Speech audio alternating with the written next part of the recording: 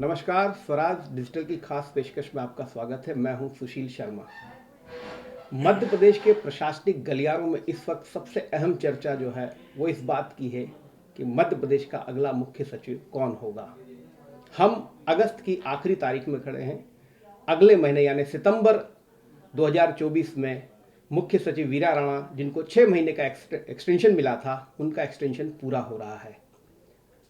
तो अक्टूबर से मध्य प्रदेश की प्रशासनिक कमान किसके हाथ में होगी, कौन अधिकारी मुख्यमंत्री मोहन यादव की पसंद है, हम इसी को जानने और समझने की कोशिश करेंगे कि आखिर कौन सा अधिकारी मोहन यादव के साथ कदम ताल करते हुए प्रशासनिक कमान संभालेगा।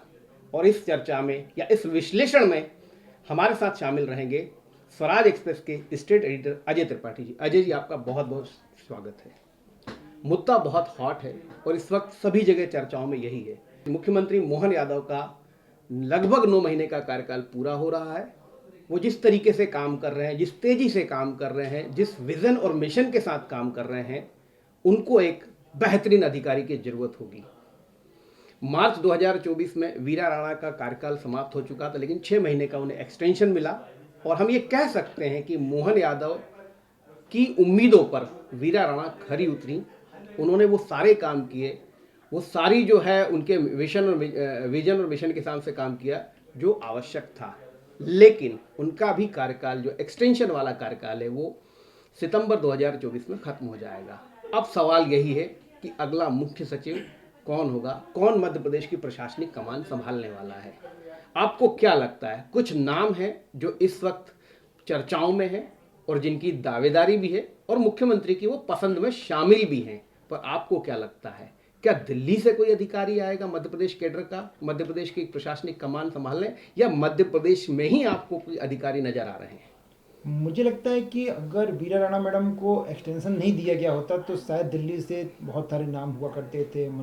चाहे वो आशीष उपाध्याय जी हों, चाहे अनुराग जैन साहब हों, संजय बंदोपाध्याय जी, ये बहुत सारे नाम थे जिन पे उम्मीदें थी। विशेषकर संजय अनुराग जैन जी का लग रहा था कि हो जाएगा, लेकिन जिस तरह से उनको एक्सटेंशन दिया गया उससे बहुत से लगा कि मुख्यमंत्री जी कुछ नया सोच के चल रहे हैं और दिल्ली से लाने की बजाय यहाँ के जो अधिकारी हैं उनके पास, जिनसे वो काम देख रहे हैं। और इसीलिए देखिए कि आप चाहे वो राजेश राजौरा जी हों, चाहे एस एन मिश्रा जी हों, इन लोगों को बिल्कुल एकदम मेन ट्रैक पर ला करके काम कराया गया पिछले 6 महीने में।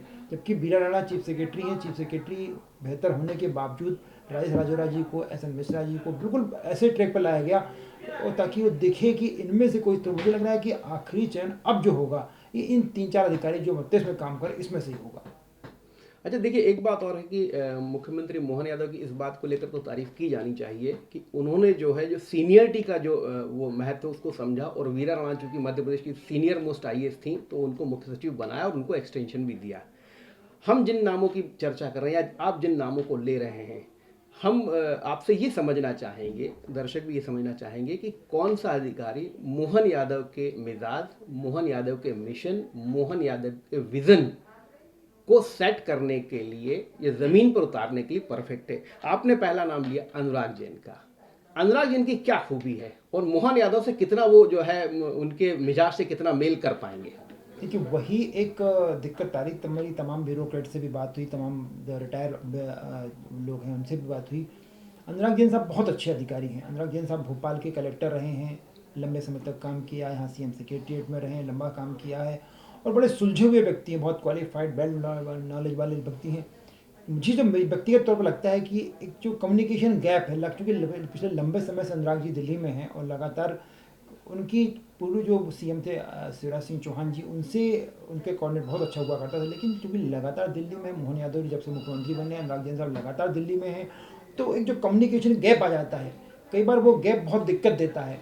तो जब तक मुख्यमंत्री को, जो मुख्यमंत्री जिस तेज़ी के साथ काम कर रहे हैं, जी। ऐसा लगता है समय नहीं है बिल्कुल भी।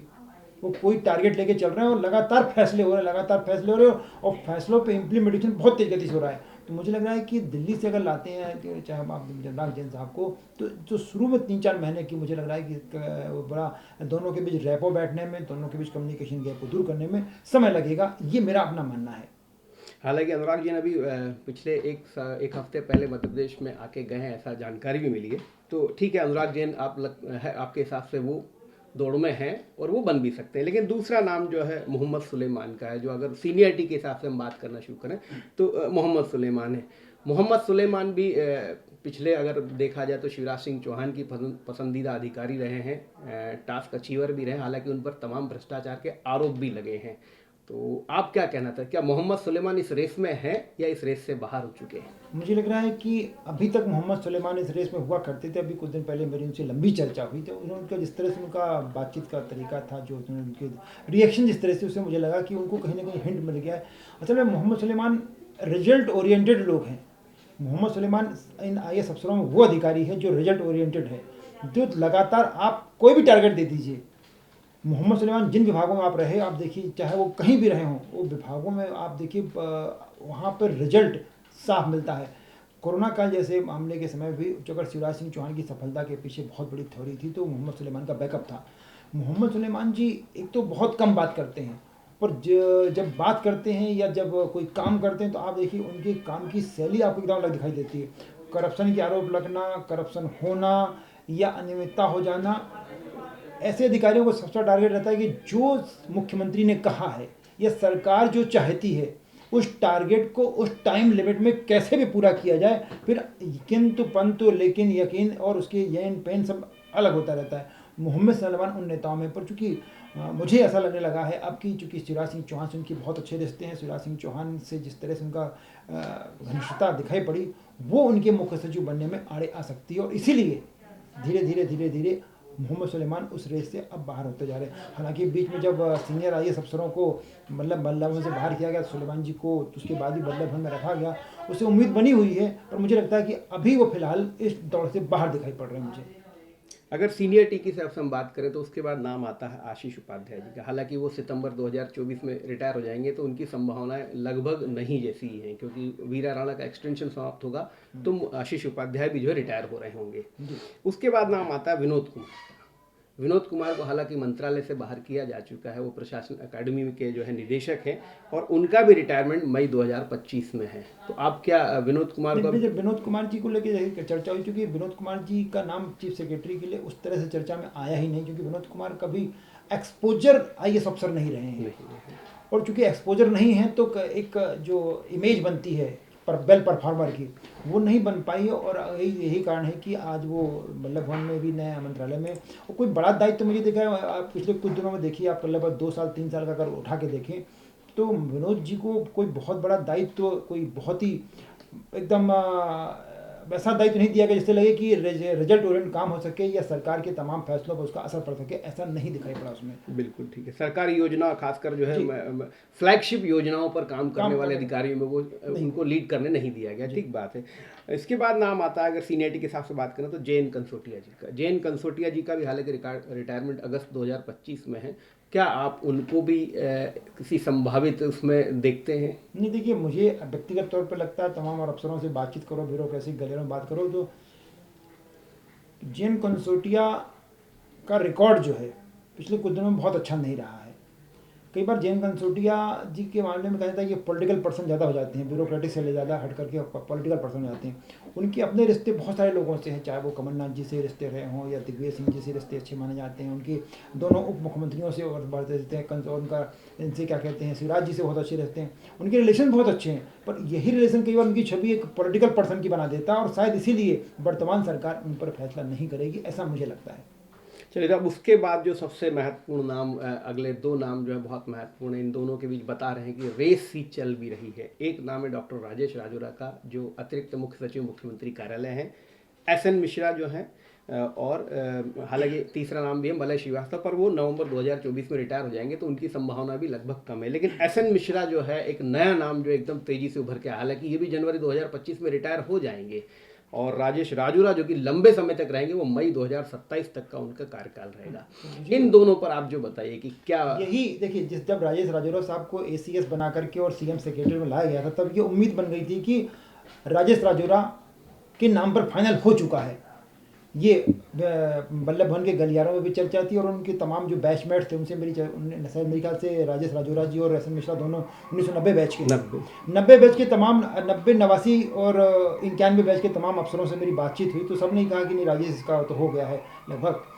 लेकिन कुछ दिन बाद जब अचानक एस एन मिश्रा को लाया गया और उनको एसीएस होम जैसा विभाग फिर से दिया गया, हालांकि उनके पास ट्रांसपोर्ट पहले से था, ट्रांसपोर्ट भी अपने अपने बड़ा विभाग है, और वो एग्रीकल्चर जो काफ़ी पावरफुल विभाग होता वहाँ पे वो ऑलरेडी कमिश्नर की भूमिका में थे। लेकिन जब उनको अचानक से एसीएस होम बनाया गया तब लगा कि नहीं कहानी कुछ कर रही है, और मुझे लग रहा है कि एस एन मिश्रा और राजौरा दोनों परफेक्ट हो सकते हैं। बट देखिए थोड़ा सा अंतर होता है, एस एन मिश्रा साहब की फ्लेक्सिबिलिटी बहुत ज़्यादा है, वो प्यून से लेकर के वो प्रिंसिपल सेक्रेटरी एसीएस तक सबसे कैसा व्यवहार करते हैं। किसी को कभी ये भान नहीं होता कि वो व्यक्ति अगर वो आज की तारीख में एस एन मिश्रा साहब के पास आप समझिए कि जेल, अभी उनको हाल ही में आप देखिए जेल भी दे दिया गया, ट्रांसपोर्ट जैसा बड़ा विभाग ऑलरेडी उनके पास है, होम ऑलरेडी उनके पास है, तो वो वर्किंग स्टाइल जो है उनकी वो बहुत प्रभावित करती है, आम आदमी को प्रभावित करती है। कि जिस तरह से एक आम आदमी चला जाए या एक प्यून चला जाए तो उसका भी काम अगर उनके हो रहा है तो कर देंगे, और उससे बोलने का अंदाज भी उनका वही रहता है आपकी कैसे। और अगर एसीएस भी उनके पास आया, कोई आया है, पीएस भी आए हैं, मुझे लग रहा है अगर वो चीफ सेक्रेटरी बनते हैं तो एक जो ऑफ ट्रैक बहुत सारे काम हो गए थे उन ऑफ ट्रैक कामों को ट्रैक पर लाया जा सकता है। और एस एन मिश्रा स्वाभाविक रूप से ऐसे व्यक्ति हैं जो एक जो बिखरा हुआ पूरा माहौल इस समय है प्रशासनिक व्यवस्था में, उसको ठीक कर लेंगे। और एस एन मिश्रा बनने के बाद मुझे लग रहा है कि जैसे आप चाहे समझ रहे हैं कि जनवरी में रिटायर, मुझे लग रहा है कि अगर एस एन मिश्रा को बनाया जाता है तो एस एन मिश्रा साहब को एक्सटेंशन दिया जाएगा, अभी उनको बना करके और एक्सटेंशन दिया जाएगा 6 महीने का। उसके बाद राजेश राजौरा जी को लाया जाएगा, ताकि राजेश राजौरा जी को आप देखिए, राजेश राजौरा जी भी अच्छे अधिकारी हैं, बड़े पावरफुल अधिकारी हैं, दबंग अधिकारी हैं, पर कई बार उनकी समस्या एक ही रहती है, कई बार वो चीज़ों को रिएक्ट नहीं करते हैं, आपको पता ही नहीं पड़ता कि आपसे वो खुश हैं कि नाराज़ हैं कि क्या काम करने जा रहे हैं। पर वो व्यक्ति भी ईमानदारा ढंग से परफॉर्म करने वाले वेल परफॉर्मर हैं। तो एस एन मिश्रा और राजेश राजौरा दोनों में अंतर है कि एस एन मिश्रा वोकल हैं, वो उनके मन से पता पड़ता है कि आपकी मदद कर रहे हैं, एस एन मिश्रा से आदमी खुश होता है। राजौरा जी से कई बार क्या होता है काम होने के बाद पता पड़ता है कि उन्होंने आपकी मदद कर दी। तो मुझे लग रहा है कि अगर एस एन मिश्रा बनते हैं अभी, अगर बनाया जाता है, क्योंकि देखिए 27 में राजौरा साहब का कार्यकाल खत्म होगा और 28 में सिंहस्थ है, अप्रैल मई में सिंहस्थ की तैयारी में जो चीफ सेक्रेटरी उसमें छोड़ना मुश्किल होगा, और 28 के बाद चुनाव है नवंबर में जी। तो सरकार की बात बड़ी चुनौती। तो मुझे जो एकदम अभी लग रहा है कि हो सकता है कि एस एन मिश्रा साहब को अभी बना दिया जाए और उनको 6 महीने का एक्सटेंशन दे दिया जाए, उसके बाद राजेश राजौरा जी को बना दिया जाए, राजेश राजौरा जी को फिर अगला एक्सटेंशन, ताकि वो सिंहस्थ करा सके, और अगला एक्सटेंशन उनको 2 एक्सटेंशन मिलेंगे फिर, ताकि वो नवंबर में चुनाव होगा मध्य विधानसभा का, उसकी तैयारी, ये मुझे अपने आप में लग रहा है। तो मुझ पर ये है कि एक 2-4 दिन के अंदर ही फैसला हो जाएगा, और फैसला मुझे जो लग रहा है कि अब इन दोनों अधिकारियों में से ही होना है।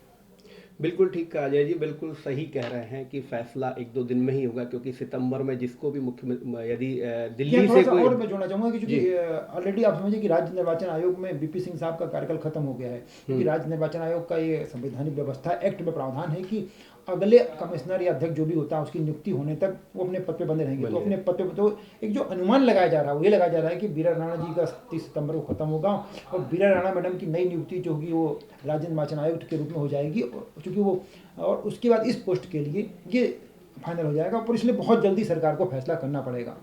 बिल्कुल ठीक है, बहुत जल्दी सरकार को फैसला करना पड़ेगा, और सबकी निगाहें अब मध्य प्रदेश के नए प्रशासनिक मुखिया को लेकर भी लगी हुई है। लेकिन एक जो इसमें एक और जो ट्विस्ट कह लीजिए, या एक जो एक कयास जो है वो ये भी लगाया जा रहा है कि चूँकि मुख्यमंत्री मोहन यादव जब मध्य प्रदेश की कमान संभाली थी, तब किसी को नहीं लग रहा था कि वीरा राणा जो है मुख्य सचिव बनेगी, और यही लग रहा था कि पसंदीदा अधिकारी को वो बनाएंगे, और उसमें जो है कैडर को, जो सीनियरिटी को जो है थोड़ा, जी मैं आपको थोड़ा सा, अगर आपको याद हो तो इसी डिजिटल मीडिया पर, इसी पे हम और आपने डिस्कस किया, तब भी आपने ये सवाल उठाया, तब मैंने आपसे कहा था कि नहीं, भले वो 6 महीने के लिए प्रायोगिक तौर पर देखेगी, ताकि कोई अधिकारी आएगा उसके साथ प्रयोग नहीं हो पाएगा, तो बीरा राणा को प्रायोगिक रूप से मोहन यादव कर सकते हैं, ताकि वो समस्याओं को की चीफ सेक्रेटरी जब काम करता है किसी नए सीएम के साथ, नया सीएम नया सीएस होता है, तो क्या समस्याएं आती हैं, क्या चुनौतियां आती हैं और क्या मुद्दे होते हैं, कि हो सकता है कोई ऐसा अधिकारी सीएस बना दिया जाए जिसको कि कम्युनिकेशन गैप ना हो, दोनों के बीच फ्रैक्शंस हों, उससे पहले इनके साथ बैठ करके वो, ताकि वो 6 महीने का सीएम को एक्सपीरियंस हो जाएगा कि सीएस से काम कैसे कराते हैं या सीएस उसकी बॉन्डिंग कैसे होती है। और देखिए अंत में वही हुआ कि बीरा, जो हमने इसी चैनल पे कहा था डिस्कशन में, कि अंत में वही हुआ कि बीरा राणा मैडम पर ये था कि बीरा राणा को एक्सटेंशन मिल जाएगा, इसकी उम्मीद हम लोगों को नहीं थी, लेकिन बीरा राणा बनेंगी इस चैनल पे जब सब मना कर रहे थे तब हमने कहा था।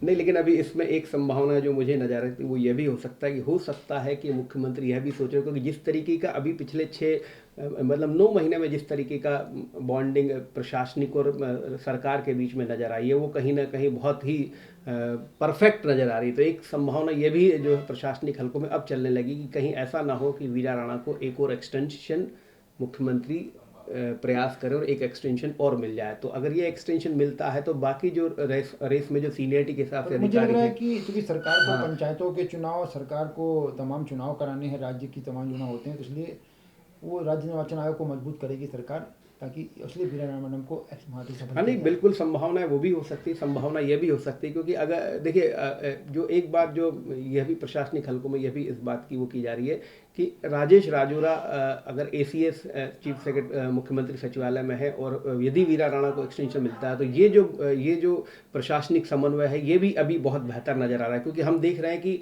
प्रशासनिक किसी भी तरीके की जो है आपसी मनमुटाव या टकराव की खबरें अभी मंत्रालय से बाहर निकल के नहीं आ रही। तो ये कोऑर्डिनेशन जो बना है, मुख्यमंत्री हो सकता है ये मुख्यमंत्री का स्वयं का विशेषाधिकारी कि क्या वो इसी को आगे बढ़ा के अगर फरवरी मार्च तक ले जाते तो इस बीच में 1-2 अधिकारी और रिटायर हो जाएंगे, तो फिर राजेश राजौरा जब उसके बाद सीएस बनते हैं तो वो लगातार रहेंगे। और जैसा आपने कहा कि फिर वो सिंगस तक वो एक्सटेंशन मिलेगा, क्योंकि एक्सटेंशन का मध्य प्रदेश नहीं पूरे देश में जो है इस वक्त जो है समय चल रहा है। अगर हम आपको याद दिला दें कि उत्तर प्रदेश में मुख्य सचिव रहे दुर्गा शंकर मिश्रा जी को 4 बार एक्सटेंशन मिला है। वो 2021 में रिटायर होने वाले थे लेकिन अभी तक जो है वहाँ मुख्य सचिव हैं। तो और अगर ये सब इस बात पर निर्भर करता है कि आपका जो है केंद्रीय सरकार से किस तरीके का समन्वय है। तो चूंकि डबल इंजन की सरकार है, मोहन यादव मुख्यमंत्री बने, उनके पास चैलेंजेस भी हैं, तो अगर ये भी एक संभावना है कि एक्सटेंशन के माध्यम से जो आगे आने वाले जो अधिकारी, चूंकि मुख्यमंत्री ने ये बात तो सिद्ध की है कि वो सीनियरिटी के हिसाब से ही अभी जो है चीज़ों को स्थापित कर रहे हैं। तो आज के लिए बस इतना ही, लेकिन देखते रहिए कि आखिर कौन मुख्य सचिव की दौड़ में जो है, रेस में जो है सफल होता है। आज के लिए बस इतना ही, कल फिर मिलेंगे किसी नए मुद्दे के साथ, तब तक के लिए नमस्कार।